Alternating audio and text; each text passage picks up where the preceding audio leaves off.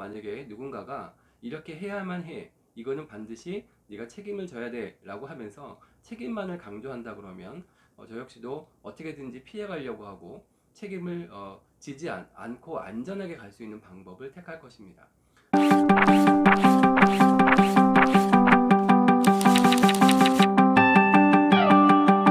안녕하세요, 모두쌤입니다. 오늘은 자발적인 참여를 중요하게 생각하는 자발성과 관련된 이야기를 한번 해보려고 합니다.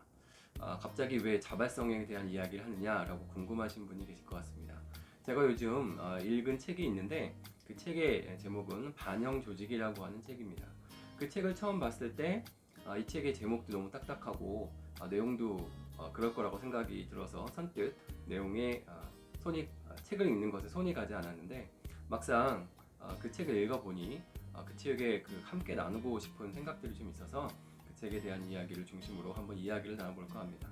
물론 제가 그 책의 내용을 100%다 이해했다고 보기는 어려운 면도 있겠으나 제가 이해하고 있는 범위 내에서 또 제가 느낀 바를 중심으로 한번 이야기를 해보려고 합니다. 우리가 흔히 자발적인 참여가 중요하다는 것은 누구나 다 알고 계실 겁니다. 자발성이라는 것은 물론 조직에 해당되는 말이긴 하지만 아마 가정에서도 그렇고 회사 또는 일반적으로 우리가 생활할 때 항상 중요한 부분이라고 생각합니다. 내가 갖고 있는 생각이 내가 몸담고 있는 단체에 잘 반영이 되면 그 단체에 대한 애착이 가는 것이고 그 단체에서 하는 일에 대해서 내가 조금 더 열의를 내서 참여할 수 있는 것은 매우 당연한 일일 것 같습니다.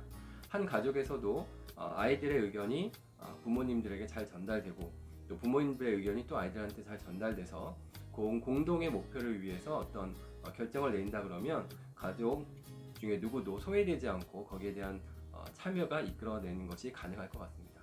학교도 마찬가지일 것 같습니다.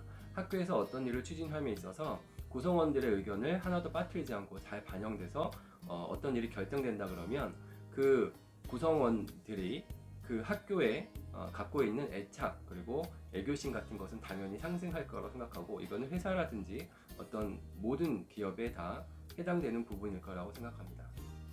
최근 코로나로 인해서 여러 가지 것들이 변하고 학교는 여러 가지 것들이 변하고 또 이제 다시 또 변해가고 있는 중이죠. 이럴 때 구성원들의 의견이 이제 어떻게 반영되는지 이것이 매우 중요한 관건입니다.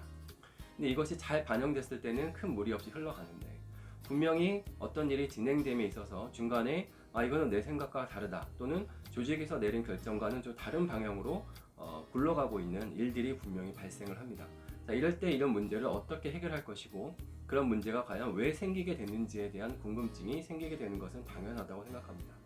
우리가 보통 학교에서 회의를 할 때 전체 교직원이 모이는 회의를 한 달에 한 번 하는 학교도 있고요. 또 분기별로 하는 학교도 있고 또 기획회의라 그래서 부장이라든지 또 이제 주요 관리자들이 모여서 하는 회의가 일주일 단위 또는 한 달 단위로 진행되는 것을 많이 보고 있습니다. 근데 이런 회의를 보게 되면 이제 일부 혁신학교라든지 혁신공강학교 또는 혁신학교가 아니더라도 관리자의 리더십에 따라서 회의 형태는 매우 달라질 수 있다고 생각합니다. 요즘은 이제 비대면으로 회의를 많이 하곤 했는데 이제 앞으로 사회적 거리두기도 없어졌고 이제 그 정상 학교 생활을 위한 이제 안착기, 정착기를 거치면서 이제 코로나 이전으로 한번 해보게 될 것으로 생각하는데 그렇게 되면 당연히 학교 문화에 대한 또 기존에 달라졌던 학교의 어떤 회의 문화 이런 것에 대한 또 개선 또는 수정 이런 것들이 분명히 필요한 시기가 올 거라고 생각합니다. 제가 얘기하고 싶은 것은 자발성과 관련된 것인데요. 우리가 흔히 생각하건대 어떤 모임이나 조직에 있어서 내가 생각하고 있는 의견이 버려지지 않고 그것이 정책 또는 결정을 내리는 데 있어서 잘 반영이 된다고 하면 당연히 우리는 그 모임에 애착을 갖게 되는 것이 당연하죠. 그런데 아무리 내가 의견을 낸다고 손치더라도 내가 낸 의견이 그 조직 또는 모임에 전혀 반영이 되지 않는다고 느꼈을 때는 당연히 회의에 대한 회의가 들죠. 이 회의를 왜 하나? 그리고 의견 취합에 대한 회의도 듭니다. 수많은 설문과 수많은 학년 의견 또는 내가 몸담고 있는 부서의 의견을 취합해도 이것이 전체 의견이 반영이 되지 않는다 그러면 구성원들은 아마 자발성을 발휘할 필요성을 느끼지 못할 것이라고 생각합니다. 근데 우리가 살다 보면 빨리 결정해야 된다, 급하게 결정해야 된다 라는 이유 때문에 소수의 의견을 그냥 무시하고 다수결로 그냥 결정해서 가는 것들이 많이 있습니다. 저도 민주주의 우리가 국가에서 살기 있기 때문에 사회에서 살고 있기 때문에 다수결이 매우 중요하다는 얘기를 했던 것 같은데 또 한편으로는 다수결의 의미가 중요한 가운데서도 소수의 의견을 그렇다고 무시하면 되지 않는 부분들은 또 간과해서는 안 되는 부분이라고 생각합니다. 그렇다고 해서 소수의 의견에 너무 집착하다가 대다수가 결정한 의견이 오히려 피해를 보게 된다면 그 점도 분명히 문제가 있을 것 같습니다.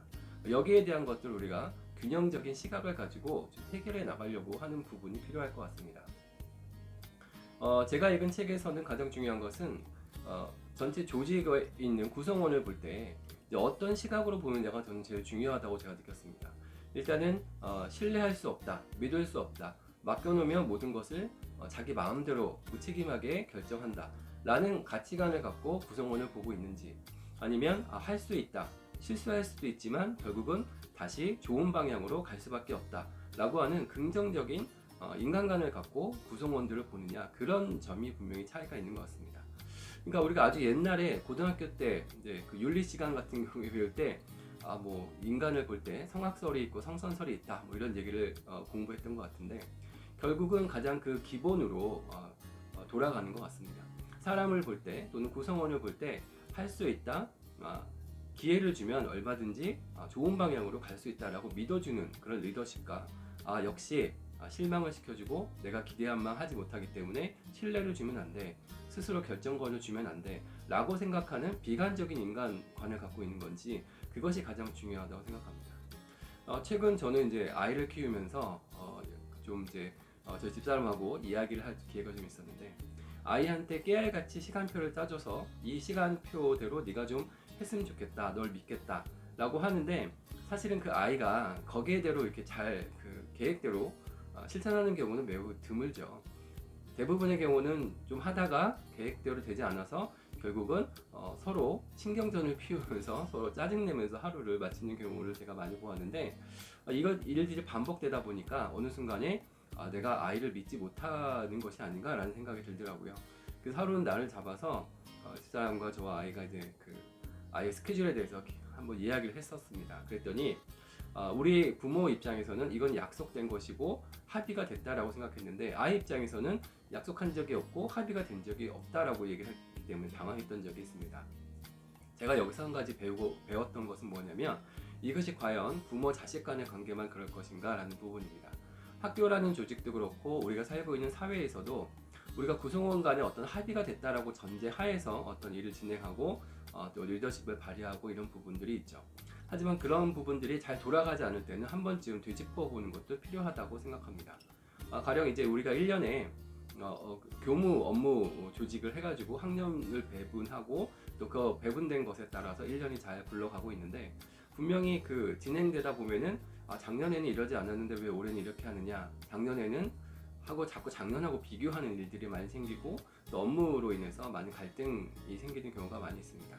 근데 이런 것들이 생기는 이유를 보면 사실은 업무라는 것이 무 자르듯이 명확하게 잘라지기가 어려운 부분도 있고, 아무리 합리적으로 계획을 해서 내년을 대비한다고 하지만 결국 당해 연도가 됐을 때는 전혀 예측하지 못한 일들이 생기는 경우가 허다하기 때문에 항상 구성원들의 의견을 모으는 것은 중요하고 또 아울러서 그들의 자발성을 이끌어내는 것은 매우 중요하다고 생각합니다. 저 역시도 만약에 누군가가 이렇게 해야만 해, 이거는 반드시 네가 책임을 져야 돼 라고 하면서 책임만을 강조한다 그러면 저 역시도 어떻게든지 피해가려고 하고 책임을 지지 않고 안전하게 갈 수 있는 방법을 택할 것입니다. 하지만 그런 것이 아니고 저에게 재량권을 주고 어느 범위 내에서는 당신을 믿으니까 당신이 여기에는 최선을 다해서 해결해 주기 바란다, 결과는 어떻게 되었든지 간에 당신을 신뢰한다 라는 사인이 오게 된다 그러면 아마 그 퇴근 시간 이후까지도 뭔가를 더 열심히 하려고 애를 쓰지 않을까라는 생각을 해봤습니다. 저도 교무일 때도 저를 믿어줬던 교장 교감 선생님 덕분에 제가 최선을 정말 다해서 어떤 일을 성취한 적도 있었고, 그 반대의 경우도 있었습니다. 믿지 못하는 관리자로 인해서 하고 싶었으나 마음을 접은 일도 많이 있었기 때문에 그런 일을 한번 비교해 봤을 때 사람은 누구나 자발적으로 일을 해결하고자 하는 의지는 당연히 있는 것이고요. 근데 우리가 이제 살다 보면 가족이 있고 또 내가 몸담고 있는 환경이 사람마다 다르기 때문에 이걸 획일적으로 어떻다 저렇다 하고 재단하는 것은 매우 위험한 일이라는 생각이 들었습니다. 저는 반영조직이라는 책을 읽으면서 구성원들의 자발성을 이끌어내는 방법이 매우 중요하고, 그 자발성을 이끌어내는 능력이 리더가 갖춰야 되는 리더십이라는 생각이 들었습니다. 저도 앞으로 더욱더 고민을 하겠지만, 이것은 반드시 뭐 조직을 이끌어 나간 사람에게만 중요한 것은 아니고, 세상을 살아나가면서 우리는 항상 인간관계를 맺으면서 서로 간의 인간관계 속에서 나 스스로의 자발성도 중요하지만 나와 같이 인간관계를 맺고 있는 사람들의 자발적인 어떤 그 참여라든지 자발적인 마음 쓰는 이런 것들이 매우 중요하다는 생각이 들어서 오늘 자발성과 관련된 이야기를 한번 해보았습니다. 선생님들 또는 구성원들이 하고자 하는 업무나 추진하고자 하는 일에 대해서 자꾸 이렇게 저렇게 간섭하고 이거는 이래서 안 되고 저건 저래서 안 되고 하고 피드백을 주게 되면 결국 의욕을 가지고 일을 추진했던 선생님 입장에서도 그럼 내가 하지 말지, 작년이랑 똑같이 그냥 가만히 있어야 되겠다, 그러면 안전하겠지 라는 생각이 들게 해서는 안 되겠다라는 생각이 들었습니다. 그래서 결국은 우리가 자유와 책임, 또 의무와 책임을 많이 강조하는데, 지나치게 책임을 강조하다 보면 결국 창의성은 발휘될 수가 없는 부분이기 때문에 우리가 어느 정도의 자율권을 보장해 주면서 또 거기에 대한 책임은 함께 좀 질 수 있고, 결과에 대해서 너무 지나치게 얽매이지 않는 부분들이 필요할 거라고 생각합니다. 다만 저희가 이제 학교 같은 경우는 공무원이기 때문에 공무원으로서는 또 책임이 매우 중요한 부분이죠. 그래서 그런 부분에서는 교장 선생님이나 교감 선생님 입장에서는 어느 정도의 그 융통성이 좀 필요하지 않을까. 그리고 이것을 바라보는 교육청이나 이런 또 상위 기관에서도 학교의 자율성을 중요하다고 얘기하면서도 한편으로는 또 지나치게 책무성을 강화하는, 또 책무성을 중요하게 생각하는 부분이 있기 때문에 이런 점은 서로 앞으로 계속 좀 더 조정해 나가야 되는 부분이 아닐까라는 생각을 합니다. 자, 오늘 제가 자발적인 참여에 대한 이야기를 좀 얘기를 했었는데요. 혹시 제가 드린 말씀이 조금이라도 도움이 되셨으면 좋겠습니다. 저 역시도 유튜브 영상을 만들고 하는 부분에 있어서 자발적으로 하겠다는 생각이 아니었다면 아마 1년까지는 못했을 거라는 생각이 드니까, 이 사람이 갖고 있는 스스로 하겠다라는 생각, 그리고 여기에 대해서 격려해주는 이런 것들은 매우 중요하다는 생각이 또 다시 한번 듭니다. 제 영상이 조금이라도 도움이 되셨다면 구독과 좋아요 한 번만 눌러주시면 감사하겠습니다. 고맙습니다.